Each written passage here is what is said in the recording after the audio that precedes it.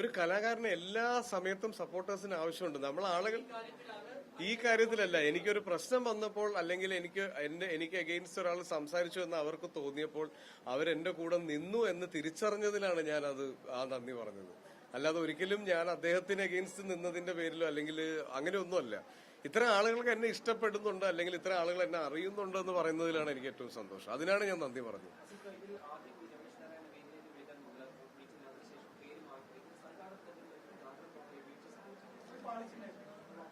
അത് ഹ്യൂമനാണ്. നമ്മൾ ഒരു ലൈവ് ഇവന്റ് ചെയ്യുന്ന സമയത്ത് സംഭവിക്കാൻ സാധ്യതയുള്ള തെറ്റുകൾ മാത്രമേ അവിടെ സംഭവിച്ചിട്ടുള്ളൂ.